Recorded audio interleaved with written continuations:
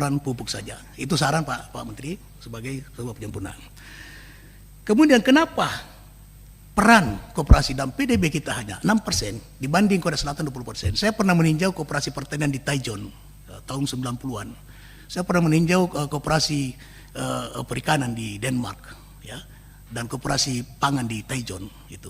Ini negara liberal Pak, kapitalis. Tapi mereka punya kebijakan keberpihakan terhadap koperasi. Itu di Korea Pak, seluruh nelayan ikannya itu seluruhnya dengan keputusan presiden itu masuk kepada sebuah mall ikan, ya. Kemudian dari situ diinstruksikan kepada seluruh masyarakat Korea. Begitu juga perikanan di Denmark, begitu juga koperasi pertanian di Taichung, itu integrated Pak. Dan itu dilakukan dengan sebuah keputusan dari pemerintah. Nah kita ada undang-undangnya Pak, Undang 45, ada tap MPR. Nah ini Pak Menteri kerjakan ini luar biasa karena Pak Prabowo sekarang itu betul-betul turunan dari bapaknya, bergerak kepada orientasi kepada ekonomi. Kita harus bangga dan berterima kasih dan mensyukuri itu. Nah ini kesempatan luar biasa kepada Pak Menteri. Nah oleh karena itu Pak Menteri, Kementerian Koperasi masuk di Menko Pemberdayaan Masyarakat. Ini keliru besar Pak. Keliru besar. Koperasi itu adalah perekonomian. Di dalam perekonomian ada pemberdayaan masyarakat. Kan untuk menciptakan kesejahteraan masyarakat. Tapi bukan di dalam pemberdayaan itu ada ekonomi. Oleh karena itu harus meyakini bahwa Presiden harus kepada Menko Perekonomian. Karena ini ada pandangan nanti yang perspektif pemikiran yang tidak bagus Pak. Nah, pasal 30 saya diawali dengan kata-kata perekonomian. Disusun sebagai usaha bersama berdasarkan ajas kekeluargaan.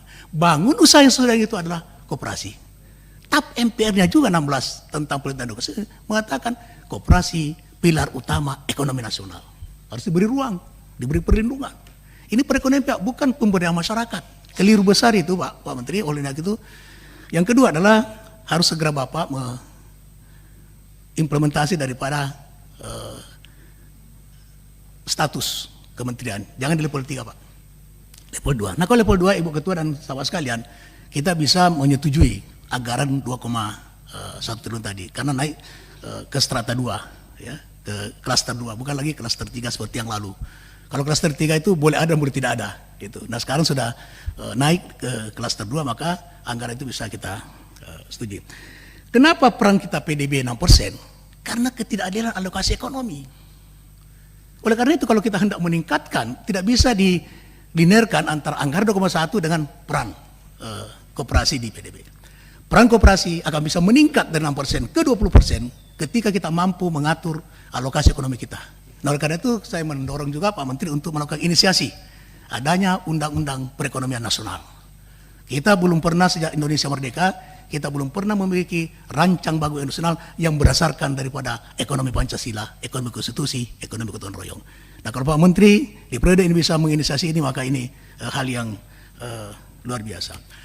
Kemudian tadi ada pandangan tentang KUD yang di masa lalu itu adalah kapitalisasi daripada konglomerat. Saya waktu ketemu Inkut, anggota KUD 9.600 kurang lebih Indonesia.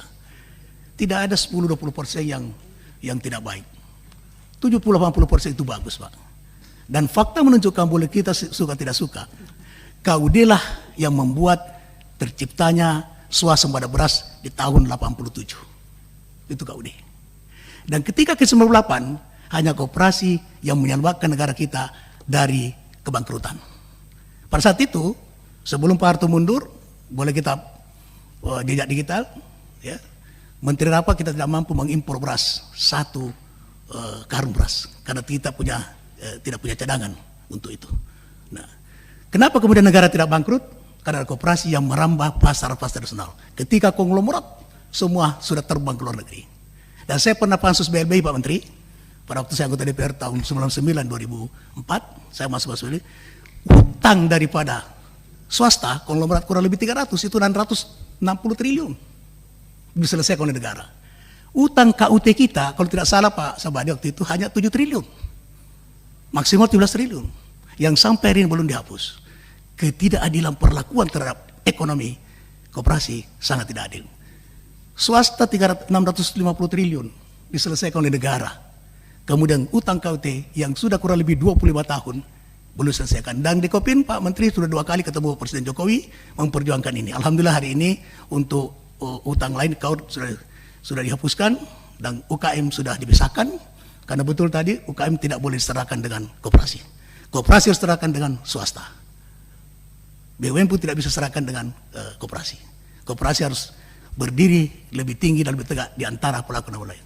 Saya kira itu Pak Menteri, dan mohon undang-undang koperasi seperti aspirasi kawan-kawan untuk kita prioritaskan 100 hari ini. Saya belum masuk di programnya, dan undang-undang Cipta Karya Pak Menteri itu ada beberapa hal yang sangat merugikan pembangunan koperasi. Tadi kawan-kawan mengenai jumlah anggota.